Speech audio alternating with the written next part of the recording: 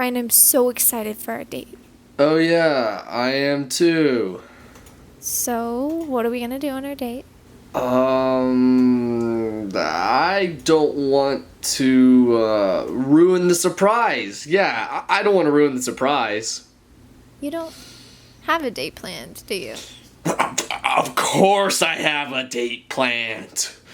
Well, if you have something planned, then what is it? Um, I knew it. You don't have anything planned. I should have known the. a dinner date. Yes, I have a dinner date planned for us, and I'm gonna cook the meal. Fuck. Why did I have to say that? I have no idea how to cook. Okay, it's fine. Maybe she'll hate the idea. Oh, Ryan, that sounds wonderful. Let's do 7 p.m. Did I say dinner date? I meant to say that we would go to the... Perfect. I'll see you then. Bye. Wait, no!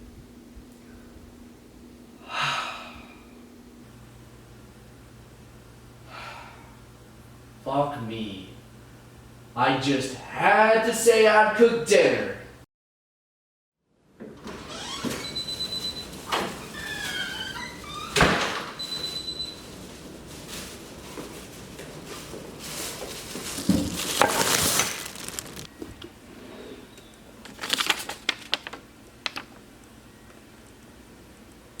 That makes sense to me.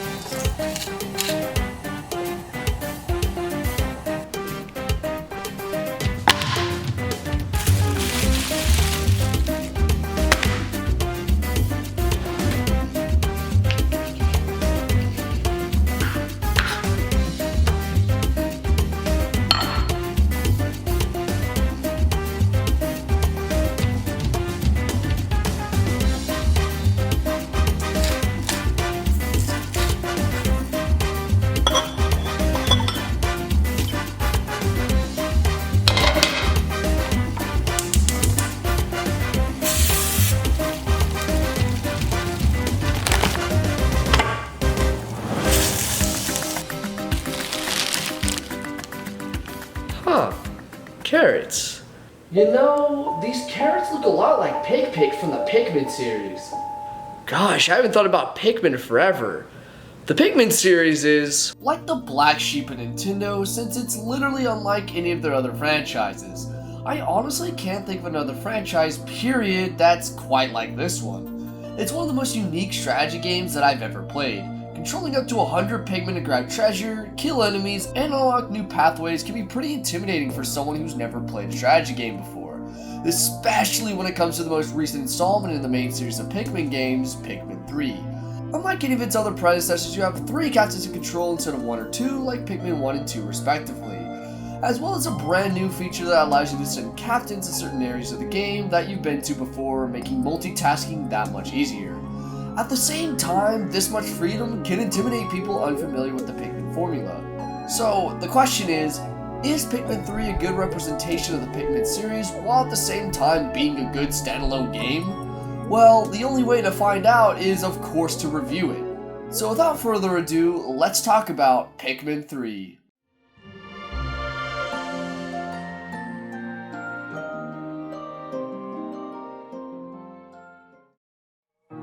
Like the first 2 Pikmin games, Pikmin 3's story is pretty simplistic. A distant planet called Kopai is on the brink of starvation and sends scouts out to surrounding planets to see if any of them have edible food. With little luck to be had, they were about to give up when they finally came across a mysterious planet that they named PNF 404. With little time to spare, they set off to this mysterious planet to bring food back to Kopai's starving inhabitants. However, as they set off, something goes horribly wrong, causing them to crash land on PNF 404. Now it is your job to help Alf, one of the 3 new playable characters, to find the other 2 playable characters, Brittany and Charlie, as well as a device called the Cosmic Drive that their ship, the SS Drake, needs to get them and their food they've collected home. Throughout the game, you'll go from area to area finding new types of Pikmin, fruits, and nifty devices that grant you access to unexplored areas. There are a total of 5 areas in the game, with one of them being dedicated to the final boss. These areas are the Tropical Wilds, the Garden of Hope, the Distant Tundra, the Twilight River, and the Formidable Oak. While exploring PNF 404, they discover that they aren't the first beings to explore the planet. Another being from Hakatate named Olimar left behind notes that have extensive knowledge about the world as well as the Pikmin. While finding more notes throughout PNF 404, they discover that Olimar has their cosmic drive, causing their #1 priority to be finding him and getting their cosmic drive back. Pikmin 3 has such a simple but yet delightful story that's not only easy to understand for newcomers, but is also chock full of references to previous Pikmin games. Like having Olimar and Louie present in the story as minor characters instead of main ones. Olimar's notes also make a few references to Hakatate and his home life there, which is a nice detail for veterans of the series. However, I think the best part of Pikmin 3's story is the fact that it isn't overbearing and doesn't hinder the experience just like its predecessors. While the story is definitely more present in Pikmin 3, it knows that people aren't there for its story, but rather its unique and interesting gameplay. And like every Pikmin game in the series besides Hey Pikmin, which is a spin-off and not canon, Pikmin 3 introduces 2 new Pikmin types being Rock and Winged Pikmin. Rock Pikmin are used to break crystals and glass walls, while Winged Pikmin are used to lift certain objects like branches and doors, as well as being able to better attack flying enemies. They are the replacement to Purple and White Pikmin from Pikmin 2, which makes sense considering the game would be quite hectic if you had 7 different Pikmin to use. And last but certainly not least, like its predecessors, Pikmin 3 also has bosses, but unlike Pikmin 1 and 2, there are fewer of them, but in turn feel more theatrical and unique with every main boss having a direct role in progressing the story, which is something that I personally like better, but I'll get to that later. Overall, Pikmin 3's story is pretty good. It adds new aspects to the Pikmin universe like the Copites, the Rock and Winged Pikmin, and the new enemies and areas, as well as having a good dose of familiarity with its returning Pikmin, characters, and enemies. The story is there for those who are interested in it, but is also skippable if you just want to play through the game. Oh shit! Shit. How did I not notice this burning? I guess I'll have to go get more ingredients. How much time do I have left? Oh, I have plenty of time. Okay, we're still good.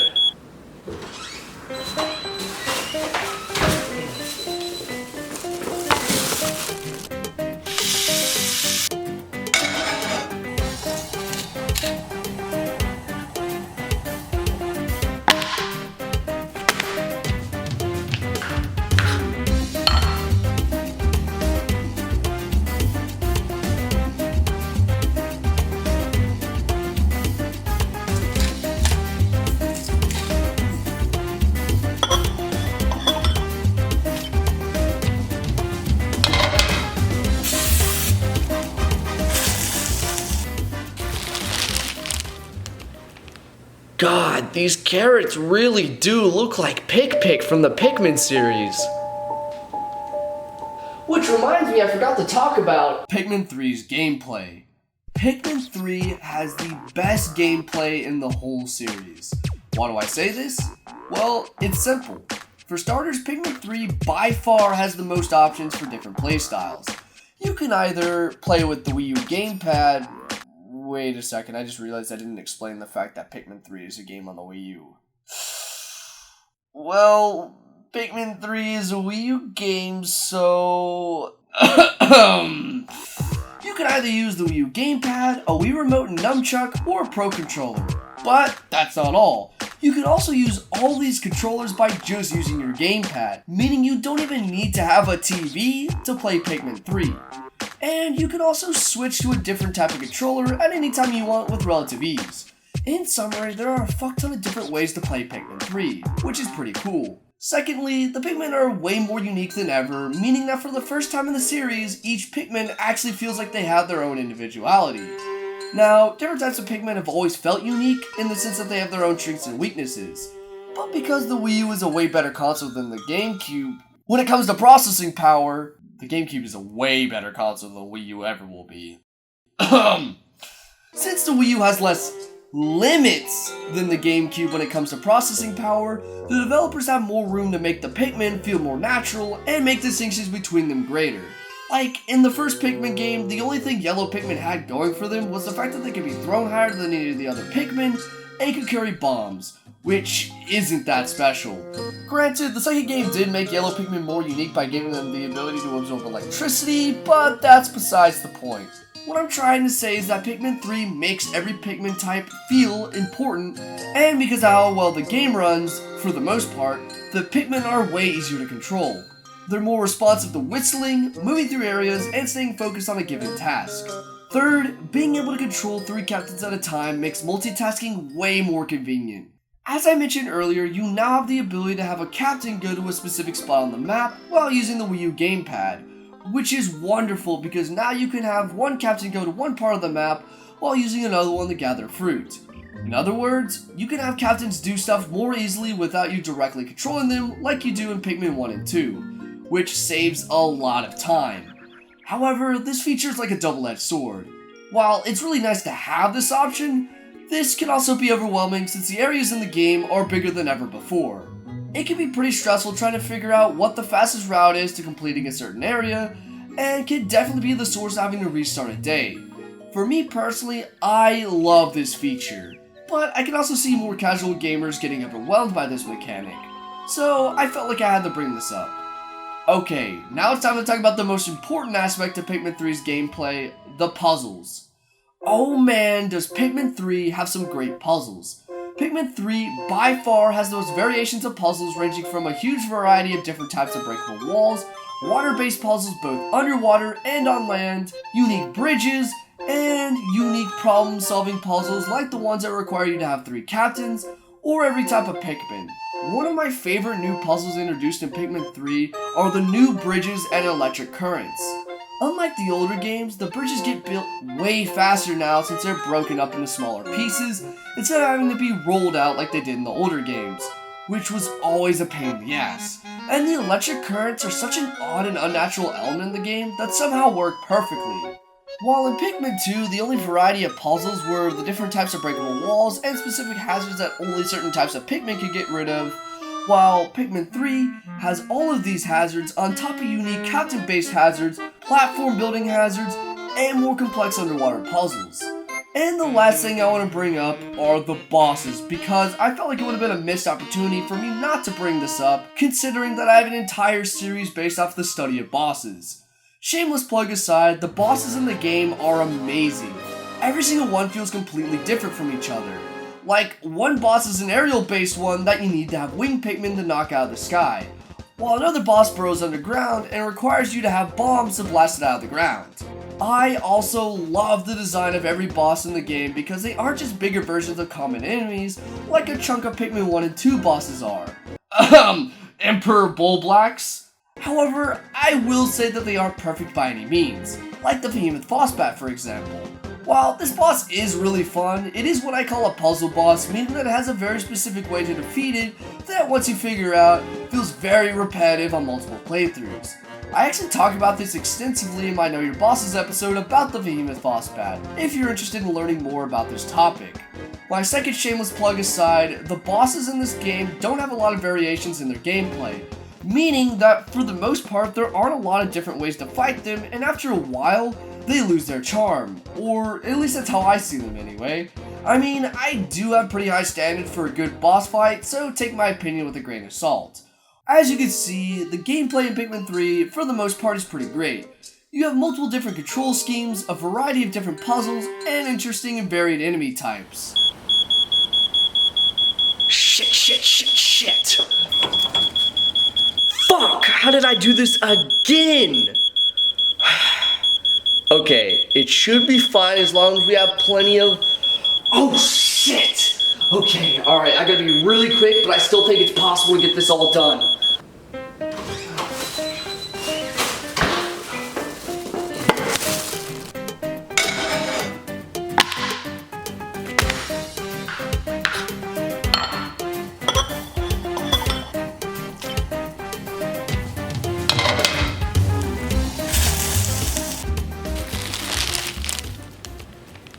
God, these carrots really do look like Pick from the Pikmin series. Oh Oh wait, you know, I totally just realized I forgot to talk about my overall thoughts of Pikmin 3. So, what do I think of Pikmin 3?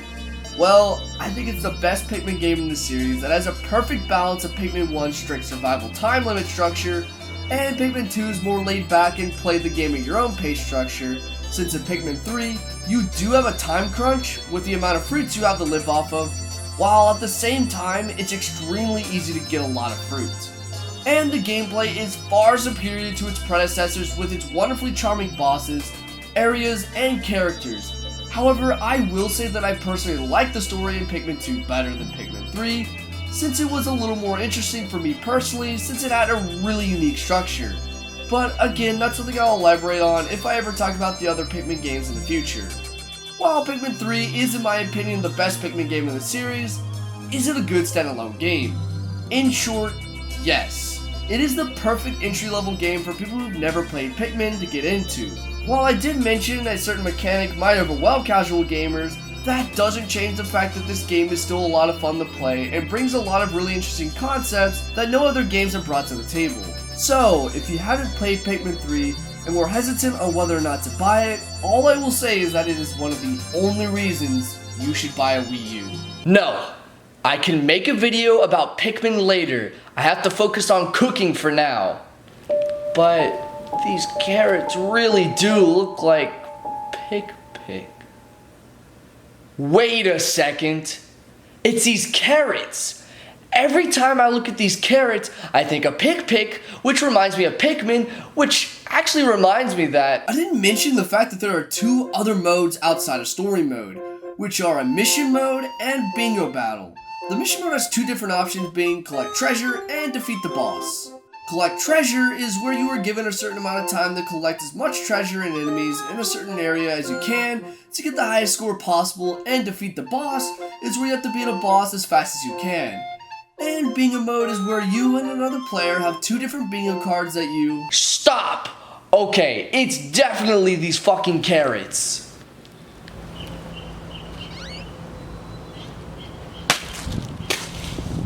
Good riddance.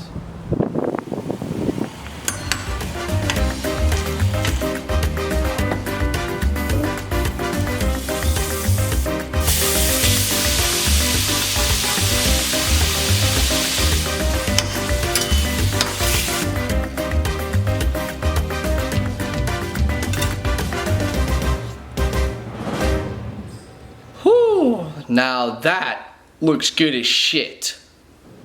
Perfect. Everything is set up in just the nick of time. All that I have to do now is just wait till she gets here.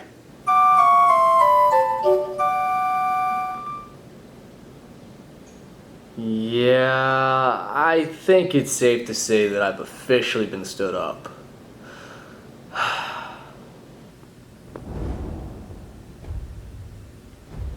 What's that?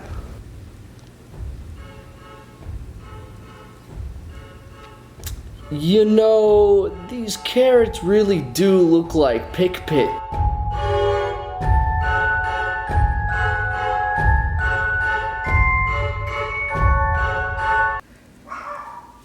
Lucas, shut up! Oh my god! Please!